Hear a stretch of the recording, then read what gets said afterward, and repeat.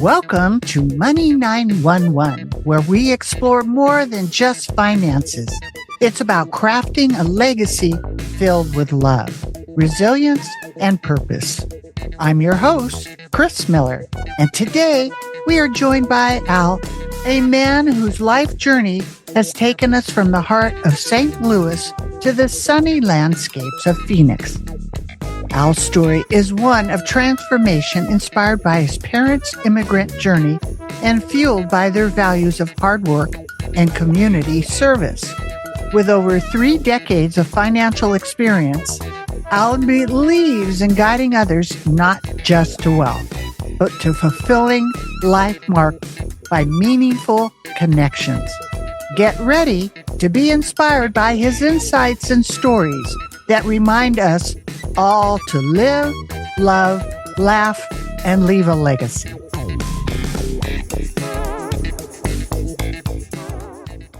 All right, Alan, welcome to Money 911. It's an honor to have you here. Nice to see you, and Kris, appreciate the opportunity to spend some time with you. Well, you're quite a blessing. And you know, we had met, actually sat next to you in an airplane, and we got to share our hearts with each other and our love for God. And it became a good friendship, and you opened up some places for us to go teach the children. And that's my heart, is sharing the healthy money. And your story begins with such a rich tapestry and legacy from your parents. And maybe, what small, powerful gestures from them in the essence of living legacy did you get? Always starts when you think of the many challenges we have as we're learning and growing through life. My mom sitting at our kitchen table with her Bible, which was her main tool for all of life's problems, where you needed to focus and turn. And you never catch it when you're young, but as you grow and you learn all the ways not to make choices, it does start to really become part of one's DNA with life. Right.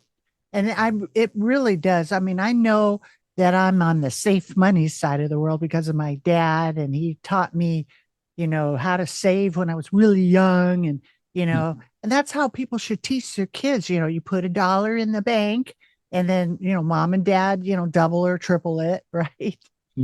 And it inspires them to save. But it's so shocking how many people don't. And then they start their retirement plan at 50, 60, 70. And that's just the way, because you go to school, you learn how to make money, you get out of school. What do? You go make money and give it to somebody else to gamble.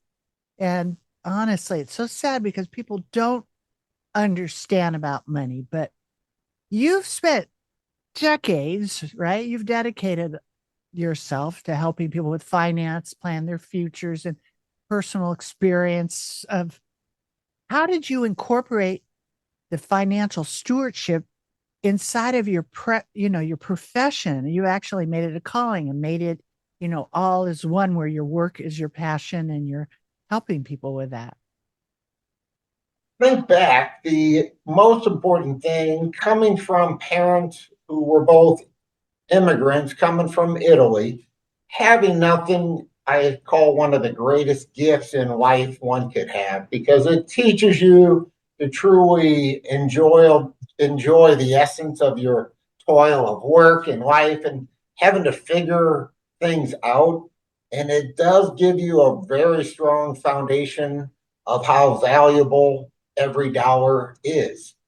Today's world, you think of how society drives the motive for so many who don't have those deep-rooted foundations on saving, where society, new cars, every pay rate, every distraction via today's marketing and world around us guides you in the wrong direction. And I look back one of my main premise of fully integrating in what I was doing. And then there too, it was the wrong motive, but this was part of the many chapters of life. A Bible study I had with a bunch of very sharp, bright, older men back when I was in my mid 20s. My horrible thought process, I was driving an hour early on Thursday mornings up to North Scottsdale for the sake of being in this Bible study with the motive of possibly gathering up clients. As often is the case, you plan and you think one thing, God has a very different story of what you learn in that process and the wisdom that comes from men who've lived life, made a lot of mistakes, but know and understand and want to grow their faith daily with the Bible. It's kind of evolving in that process of being able to see so many very successful people and the means with which that's all that matters. It isn't the business is part of it, but it is having that clarity of what God's mission is in your life. Right. And that's the foundation. It's fascinating, in scriptures how many references? I think you told me one time, Emmy, was like a Yeah, thousand. How many? A lot of references. 1,000 something, right? right. It Tons. was. I mean, like, I kind of boiled it down to inside of there that really gives exactly, but it's so distant from people. You have to articulate it how it works inside of the life and the integration of what I call and you call charitable giving and living the legacy now instead of wait till you die and just leave something, taking that consciousness of wealth, whether you have a lot or not a lot, if that act of giving, what goes around comes around, right? Remembering whose it is. We're just stewards, and no matter, and when you've been in the business as long as we have, you see so many people who have so much money and are the most miserable people you can imagine. The only real sense of comfort and focus and clarity of what life is about is when you know nothing other than a tool to get by. It is God's, everything is God's. And Right. from there, you realize how important it is to share that story. That seems like a simple consciousness, but people don't have that.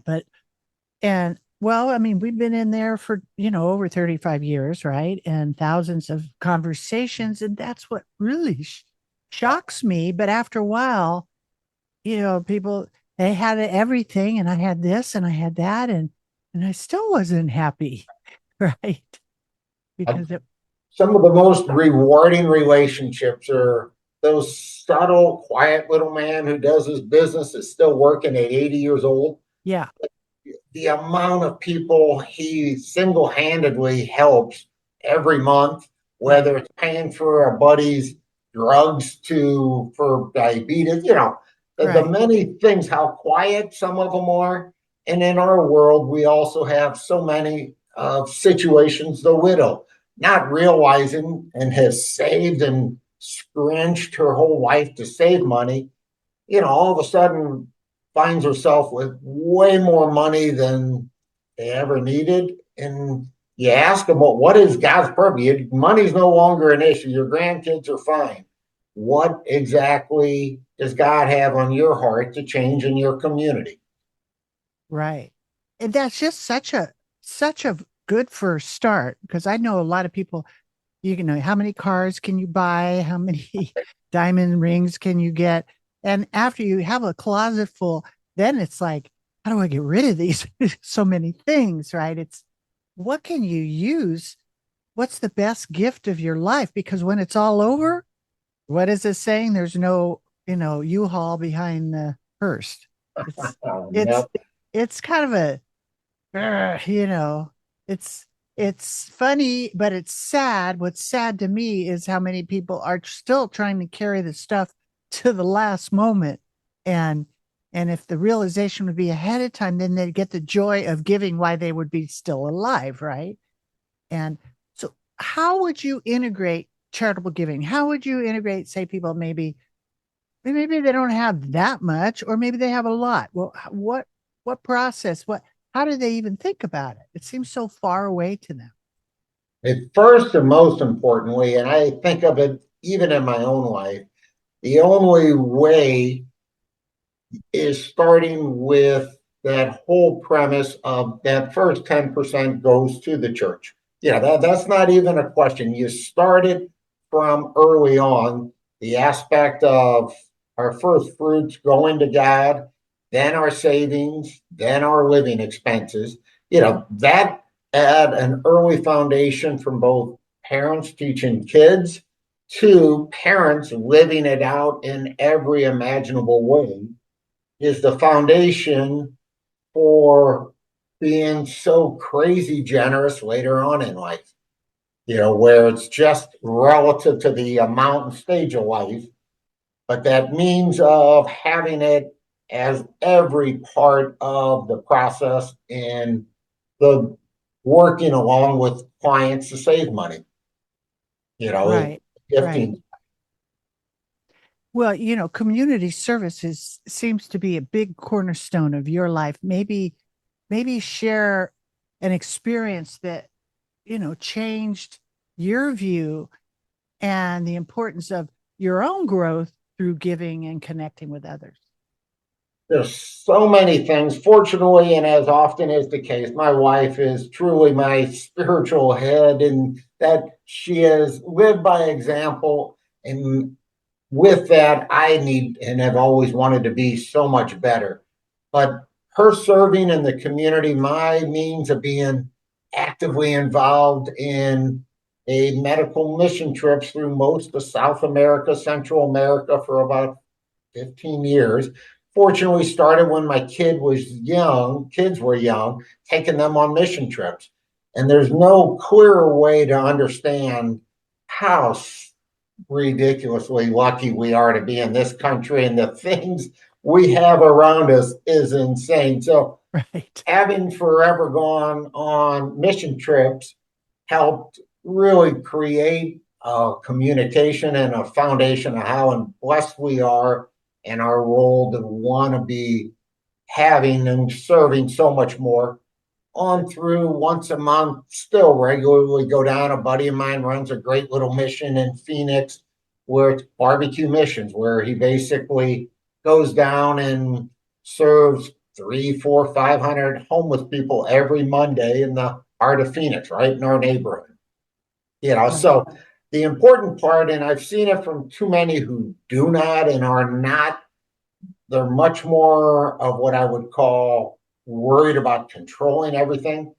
They are often the ones who don't get out of their house much. They stay in Right. their home and count their monies and they might go to the club, but Right. you're out living and aggressively seeing and living in the world around us. You realize how, and that compassion for wanting the best for everybody. Absolutely. And I could remember when I was young and our folks actually took us around the world. And that I think and I was like 9 or 7, something like that. And going, standing in line to use a bathroom, and then they're selling tissue, right? Pieces of toilet paper. That hit me, right? Like they're selling pieces of toilet paper, and we just sit here and all this abundance, and just even going through the pandemic and seeing what a bunch of spoiled brats we are. We're so blessed. And if, right, recognition is ignition. Right. So, and that, if people, look around, the need is there. You don't have to go very far. My business partner, she's got several companies, one in Dallas where they feed 100 homeless people. It's amazing how many folks, they don't have to be on drugs to be homeless. There are good people that circumstances happen and they end up homeless. Right. That it's not all homeless people are bad and dirty. There's such a conception of the world. We're all people. We're all, family, really, reality. So anyway, it's it's such a it's so, to me, it's so empowering. That's my bank account is heart connections and helping people. So as you look forward, what is a simple, profound gesture of love or legacy you're hoping to leave maybe for your children, or what is it that's going to carry beyond your present? The only thing that I would really call being able to be a success is if your kids love the Lord and are following their path in life to fulfill what God has before them, and to know that my life truly was everything at home that I try to live when I'm out. It's kind of having that congruency in every thread of life to be everything that I say and try to be when I'm out in the public. Great. So, and it sounds like your kids are doing pretty good. I mean, they're continuing. Surprisingly, not surprisingly, there too, I give it to my wife a lot of the credit because she was in the daily grind with it. But we've been very blessed. Son graduated from Columbia with his master's, and has led many of his friends to Christ. My daughter is living in Dallas and truly found her community. Along with, they still allow and love hanging with us. We chat with them just about every day, and they Wow. still let me pay for vacations. I mean, is that Nice. not true love? Yeah, right. That's great. They're like your friends. They talk to you every day. Beautiful. If I think they're a good reflection of how you treat people. that's it, Kids are your closest reflection. that's it right there. Very simple. Maybe share a moment when you realize, the power of being vulnerable in your leadership and your legacy, and how has that shaped the way you engage with your family and your community? Means with which vulnerability, it's just knowing so often as you grow and are grinding it out at any or every stage of life, when those things such as a bad partner or your heart tells you need to go probably a year or two or three prior to you actually leaving. Um, those are those times where you truly learn because all you know is what's in front of you and what you know. You only know what you know. Right. And when you see it 5 years later, the major changes in life, you got to be able to make those major changes. And I remember two young kids jumping firms where I wanted to run my own ship from being part of an investment banking group. It's Shearson Lehman Hutton, if that name rings a bell to you. But Mhm. two young kids at home, and I got a manager banging on my front door. I've left, and you're going, wow.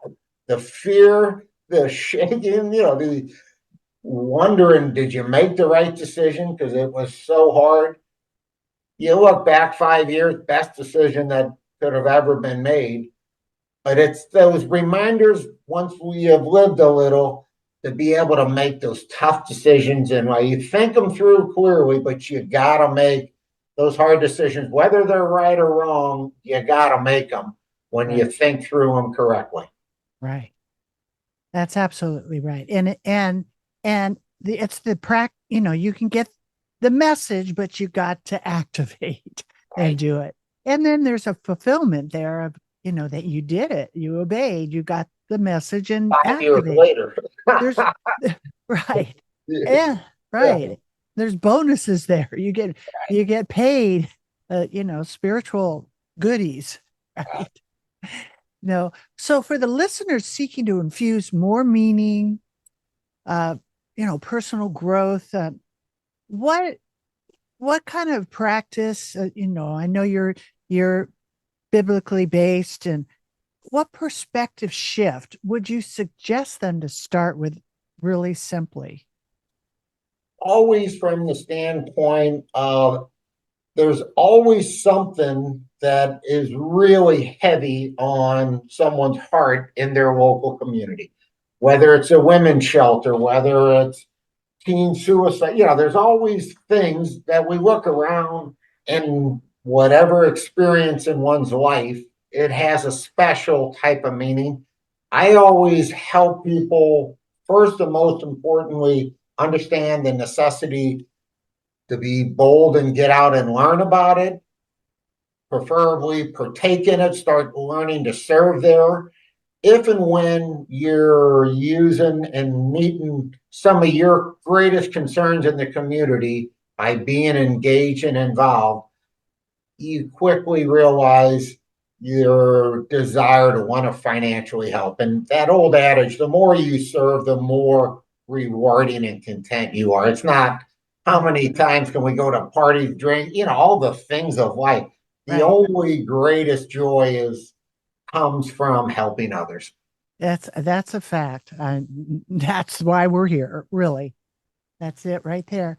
Well, on a personal note, your love story, right, with your wife, and it started on a blind date and led to your beautiful family. What have been some of the most profound everyday gestures that deepen your relationship over the years? Me journaling because I realize I screw up so much. We learn, by our own heads. Guys are pretty pig-headed type of thought processes. And once I journal, I realize in most confrontational issues with my wife, it's usually my fault. Um, Along with when I see the sheer amount of time she spends in the Word and truly working to be better, it humbles me and I realize how horribly selfish we all are. And I continue to aggressively seek not to be, but that's that sanctification process of life. Right. And that's the beautiful thing. And that's why we have a relationship. It's like, iron sharpening iron, where, we help each other and like attracts like. And sometimes we have opposites, but we're in the schoolroom earth. That's the idea. And you got blessed with a beautiful wife and you hung in there and went through all of that. The whole conversation really right now, just to sum it up, is that we live our legacy now. It isn't like, okay, I'm going to leave all this stuff when I go. What can we do now? And this is what, I'm going to develop more of this conversation because about halfway through my life, successful business and could literally have retired a while ago and still feel that it was like right about halfway through, you look at your business and then you shift on how can I take what I have and help millions of people. That's just what I did.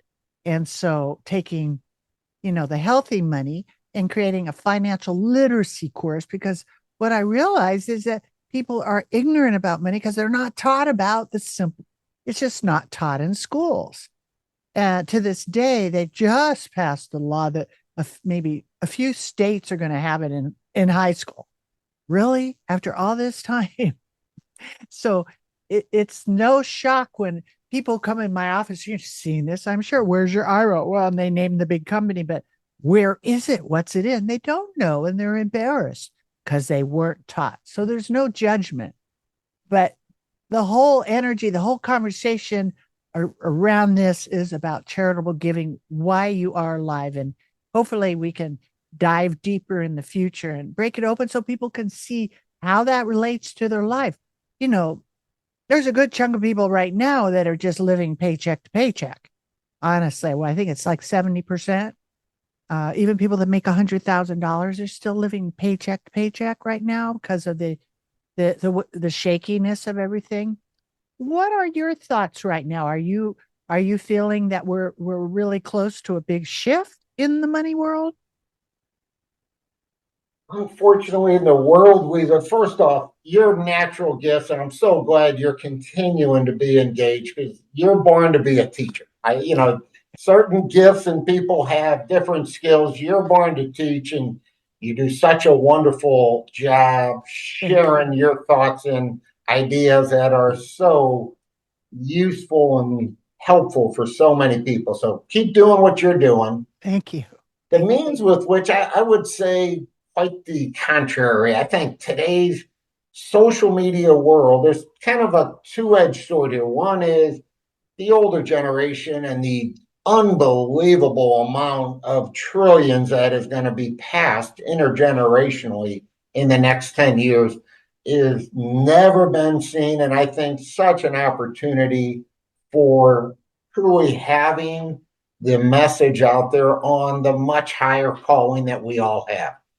The older generation passing it to, because the younger generation does have a lot of the challenges of being overly consumed with themselves. Everything in the whole Me Too idea, Yeah. and everybody's thinking they're way more important than they are, thus Hello. not necessarily thinking of it charitably.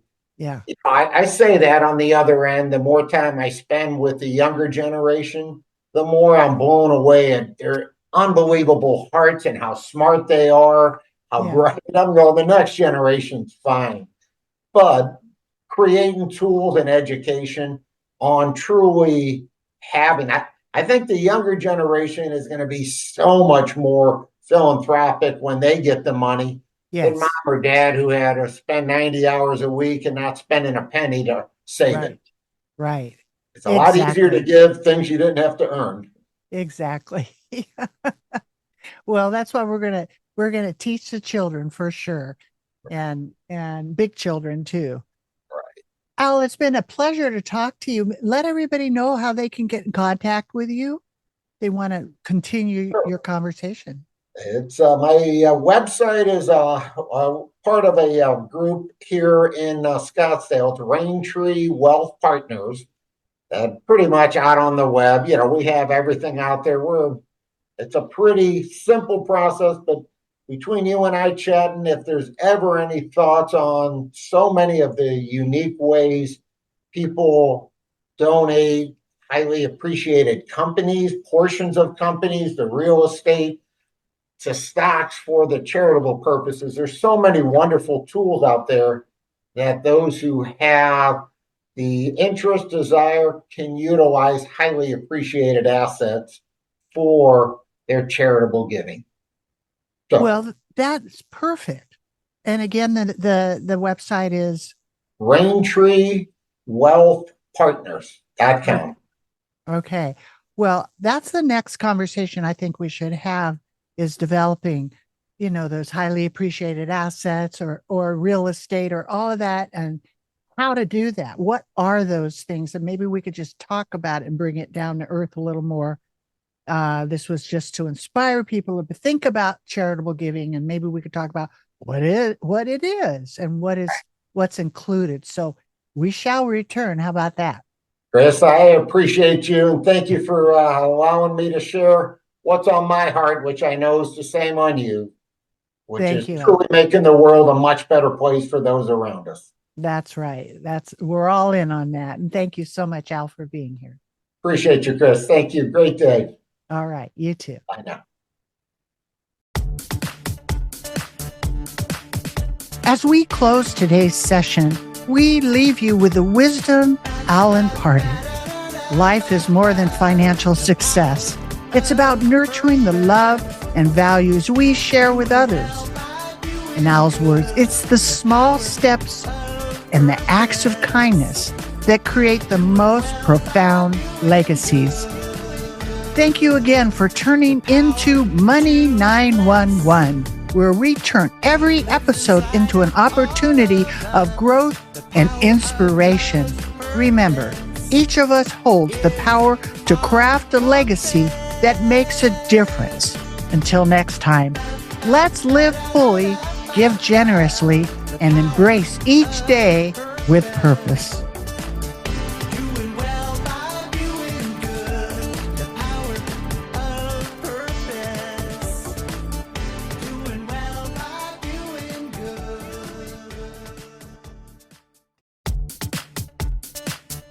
There's so much to learn about healthy money. I hope today's discussion brings you one step closer to securing and protecting your future. So you can get started on the right foot, go to meetwithkrismiller.com and schedule your free financial fitness strategy session. Thank you for listening, and please subscribe to Money 911 so you don't miss our next episode, which includes health, wealth, and peace of mind.